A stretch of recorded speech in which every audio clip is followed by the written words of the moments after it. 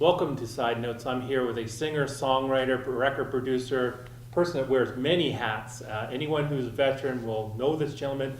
I'm talking about John McDermott. John, thank you for joining me today. Nice to be here. Now, you were born in Glasgow, Scotland, 1955. Yep. 1965, your family moves over to Ontario. Mm-hmm. You know, can you talk about a little bit about the difference of the cultural difference from Scotland over to Canada? Oh, I mean, it was a major move. I'm one of 12 children, so it was a very major event in my parents' lives. I mean, they were doing it for their kids. They weren't doing it for them. They were both in their 50s when they did it, when we moved. The cultural difference, it seemed to, school was different. School was extremely different because now we had the opportunity to continue education after grade school. Whereas in Glasgow, that really wasn't an option for us anyway. We were pretty much blue collar, working class, very much a working class family, and couldn't really move on. So we're looking at the trades. But what this move to Canada did was gave us the opportunity to have a really, really broad education and opportunity to go into high school and into university, and another opportunity for my brothers and sisters who did want to have a trade to go to a trade school and still get an education at the same time as learning a trade. The Celtic music that you sing, a lot of the music, were you taught that growing up? Yeah, we're very much a musical family. My father was a fabulous singer. Most of my brothers and sisters have really good voices, decent voices. And it was part of our growing up. Every Friday and Saturday, there was a sing-along at the house. There was always singing. Or the favorite song? My favorite song, Last Rose of Summer. So that song right there, what is the main message coming out of that song? Well, I'm going to get to that. My father taught me those words. He taught me the songs, and before, if you've been to one of my shows are that I'll before I sing a song, I tell you the history behind the piece, and that takes the song to a new dimension. Perhaps for an audience member who also knows the song but didn't know the history behind the song, so now they've got something a little more tangible about it. So I emulate my father when I'm singing. The Last Rose of Summer was a song that he sang all the time. It was one of his favorites, and I've made it became one of my favorite songs. And I attach very special memories to that piece, which is why it's one of my favorite songs. The Last Rose of Summer is a song written by Thomas Moore. Thomas Moore, one of the great Irish poets, an incredibly interesting man. Wrote the song, and it was inspired by a young student who had a crush on him and handed him the last flower from the garden, and it was the last rose from the garden. And he couldn't recall who she was, but she said, "This is all I have to give you." And what she had given him was the inspiration to write this magnificent piece. And afterwards, when you started working for the Toronto Sun, I think you worked there from the 80s right up to 1992. Yeah, I was there till 1992. I was mid-80s to 1992. And you actually did entertaining at that time for people working at the Sun. And yeah, I mean at Christmas parties and whatever, when we would sing, we had events. I would, with my background in music from St. Mike's Choir School with my friends, we had a group called the Mistletones, and so we'd entertain at various parties, and that's how I kept my voice in shape, I guess, and honed it over the years. And you actually sang for Comrade Black and other people too. Well, whoever owned the company, yeah, Doug Creighton and Black and a whole slew of others, that were the business icons at the time of that period, that area. And yeah, whenever there was an event on, I would get to sing it. October 5th, 1993. Mm-hmm. Yeah, the first time you performed professional on stage. Not the first time you've done your recording. No, it was the first time I performed as a solo act. As a solo act? Not as a professional. I had just finished a tour with the Chieftains. So that was the first time I toured as a professional. As a solo act in the business to selling shows, that was the first show I did. It was in Halifax in 93. What was your feeling going through you as there people are standing up? I read somewhere 4 hours. the show went on for? It lasted about 4 hours, yeah. Yeah, and we actually recorded the show. We videotaped and recorded. A friend of mine had a camera there. No one left. It just I didn't know when to end. And finally we did end, and that was it. No one left.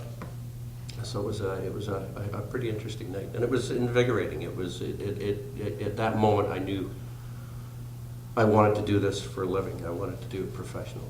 I really enjoyed the idea of being able to tell the stories, and talk about the music.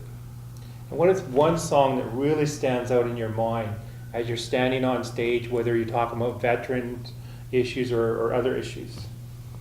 I don't have one that stands out. They all have great history behind them. You know, I'm eternally linked to Danny Boy.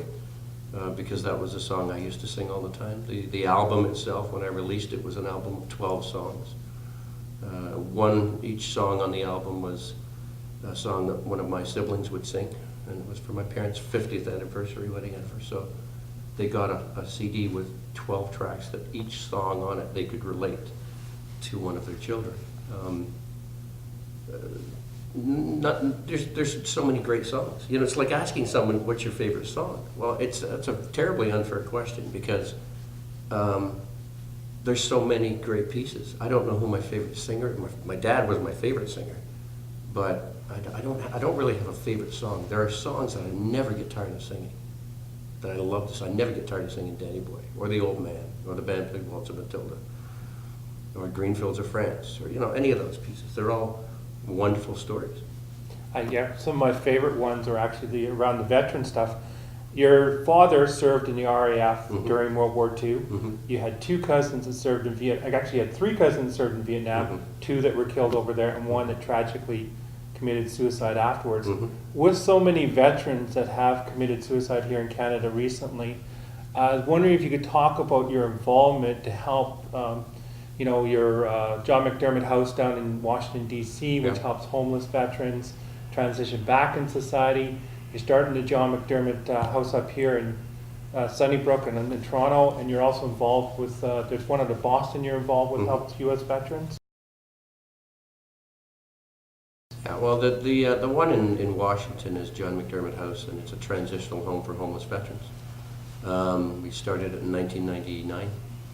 And it was a joint venture with the VA and with the Housing Authority of DC. Now the project itself is self-sustained. It's fully functioning and run by formerly homeless veterans, and it's handled and supported under the Chesapeake Health Education Program, and it's been a huge success. In Boston, the New England shelter, the veterans there, the Marine Corps down there were kind enough to name the new chronic care unit after my mother, the Hope McDermott Chronic Care Unit. We have a soup kitchen in Worcester, Massachusetts, St. John's Soup Kitchen, which serves 500 meals a day to families and veterans and those who have no home. In Canada, McDermott House in Canada is not a physical place, it's a foundation. It's the McDermott House Canada .org is our website. It's a foundation, fully receivable for all donations. It's a not-for-profit. My goal is to, our first project actually extends out across the country in a lot of ways. The first project is the renovation and expansion of the palliative care unit, the hospice care unit at Sunnybrook. It's located in the Veterans Wing, K-Wing, and it serves veterans and first responders and the community at large. When a room is available and there's no one taking it, it will go out to the community. It's dire need of an overhaul to bring up the environment itself into a much more comfortable place than it is at this point, to have it in a position where families can celebrate with their loved one who's there. We know why they're there. They're passing. So we have an opportunity to allow them to celebrate their loved one's life, to have their children there with them, so there'll be an area to, terminal illness doesn't pick just old people, it picks the young as well, and it picks all ages. And so I've seen, a 45-year-old mother with 3 children and the husband has nowhere to sit, kids have nowhere to play. We can do better, and that's the goal of what our foundations do. We're well on the way. We start the renovations this year. We've had massive support from corporate Canada, especially from BMO, Bank of Montreal, have been absolutely over the top. True Patriot Love Foundation has helped us a great deal. We have a number of private donors that have helped us, and we're close to the $1.5 million mark, getting closer to 2 this year. Hopefully we'll cross the 2 million mark this year. But it's all about the veterans. At the end of the day, it's about those who, we should be serving those who serve, and those who serve.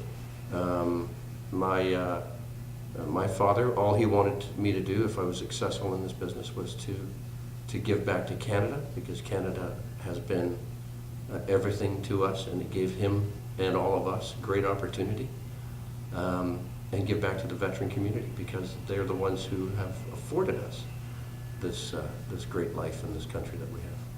And your father served, when he served in World War II, he was actually there during the Battle of Britain. Yeah. What were some of the stories that still stand out in your mind that he shared with you? Well, we never pushed my father.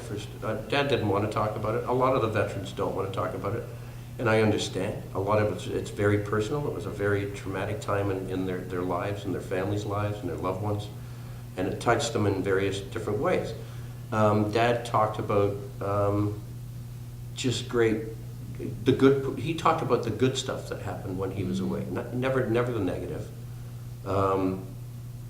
My mother, the same thing. During the war, she was a photographer's assistant in Glasgow, and had refugees that would from time to time work beside her and get their stories, and she kept in touch with some of them as well.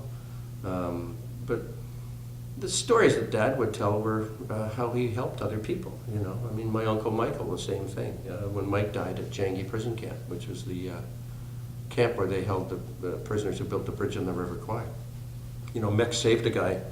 He helped carry a fellow back to camp, and this fellow went on to have 13 children. And if it weren't for Mike and his pal carrying this guy, he wouldn't have made it. His name was William Hunter, Willie Hunter, and he became a very, very outspoken voice in the Church of Scotland.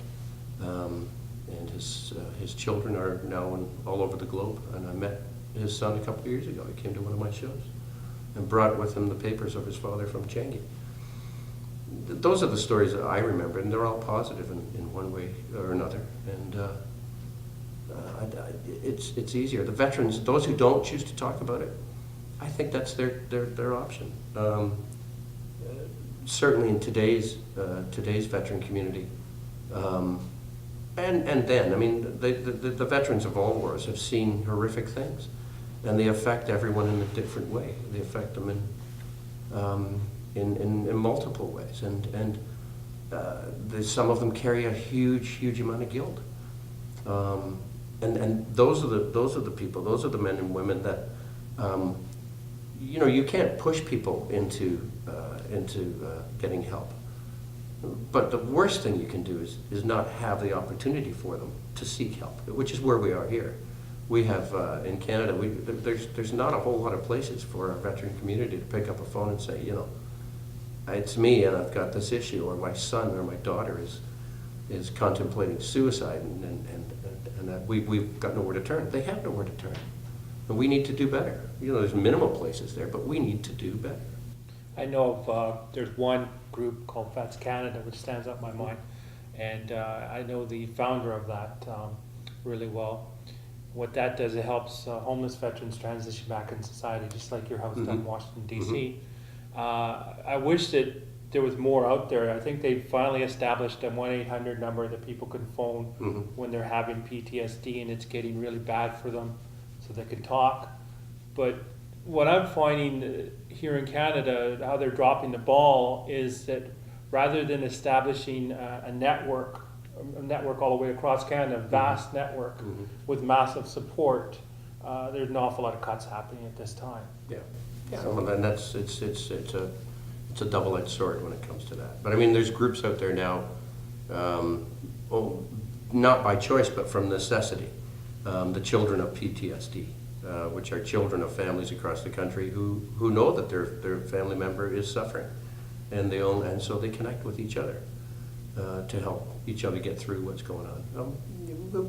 It's something that has to be addressed. McDermott House, Canada will certainly once we finish our first project at Sunnybrook, our other goals are to focus on hospice care within communities across the country, where we can be of assistance in raising money for hospice, and to focus directly on the matter of PTSD, and hopefully work closely with organizations like True Patriot Love, who are stepping up big time to address that issue. And also you're involved with War Amps at the same time. I think that they provided you with an award, and at the same time you've received an award from the U.S. Congress. You were talking about just before the interview. Yeah, no, in 2001 I received the Congressional Medal of Honor Society's Bob Hope Award, which goes to they do a broadcaster. That year it was Tim Russert. Tim got the broadcasting for someone within the media, and I got the award for what what I've been doing within the veteran community. And it's awarded to those who take their talents and their what they do for a living and use it to help and better the lives of others, especially with the military. Last year, the Marine Corps presented me with their Ted Williams Globe and Anchor Award in Boston, which is a very, very moving day. But again, it's just a reflection on that we are trying to get things done. We're moving forward. The War Amps were kind to me because Cliff Chatterton, who recently passed, Cliff wanted to use my music, my songs, recordings to hook in with the video footage that they had. They have remarkable footage from World War I to Korea, Vietnam. They have all of it, and so he used my songs and matched it up with various footage.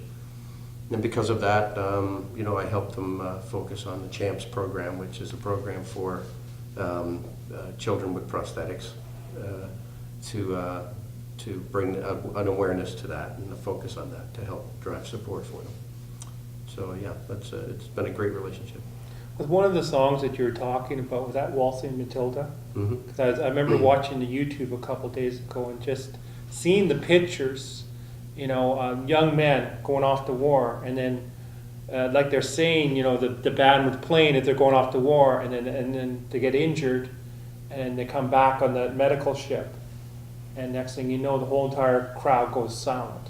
Well, I mean, the crux of the pieces is that we cheer our young men and women as they go into the face of battle, and what we don't do is welcome them with open arms when they come back and say, what can we do to help you? We don't. We see beaten and burdened young men and women who may not have physical scars, but have mental scars and emotional scars that will tear them apart if they don't get the support and the acknowledgement and the recognition that they deserve because of their patriotism. Why would we not? It boggles my mind just to see it all the time. But yes, in that particular piece, written by Eric Bogle, who lives in Australia, about the Gallipoli assault. The young men and women, all Eric did was pretty much say what goes on every day, everywhere. When these young men come home, people watch them come down the ramp and they see their wounds and they see them and they turn their faces away. They can't look at it. And we have to stop it. We have to not only look, but acknowledge their existence. That sometimes all they need is acknowledgement that they did this and they did the right thing. They sacrificed something for us, and welcome them with open arms and help them. And quickly, can you leave some websites where people can go look at your McDermott House? Sure. McDermott House and stuff in the U.S. too? You can go, just go to johnmcdermott.com. Johnmcdermott.com has a link to McDermottHouseCanada.org, It also has other links in the website that will take them to McDermott House in Washington and the Chronic Care Unit in Boston. It talks about various St. John's Soup Kitchen in Worcester, Mass. It talks about what we're doing with the veterans here in Canada and in the U.S. And it also will at McDermott at the McDermott House Canada a website you'll find, which is under construction, but you'll find ways you can contribute to McDermott House, and even if it's if they've got suggestions and volunteers, we're always happy to welcome that. Yeah, final point I want to get to, again, as I was talking before with all these Canadian veterans and members of the military that have committed suicide, a lot of people, again, I'm talking about people who are suffering PTSD. I know that we touched on that before, but what I'd like you to leave is some inspirational words to people out there right now that are suffering. They need to know they're not alone. They need to know, there is someone there listening. If you could leave some final words. Sure. Well, you're not alone. You're part of our community, part of our lives, and you deserve better. And we should all step up and make it better for you. But don't be afraid to ask for help. That's the toughest part. I think the difficult thing is pride is a terrible thing, but so is fear of failure. And to ask for help is not failure. Asking for help is what you need to do, and you need to know that the support is there, and your country appreciates what you've done. Canadians appreciate what you've done. I do. Everyone I know appreciates what our veterans have done. And so, if you are suffering in silence, don't. Come forward and get help. Ask for it. What does it say? Ask and ye shall receive. God bless all of you. Thank you so much for your time, Rachel. Thanks.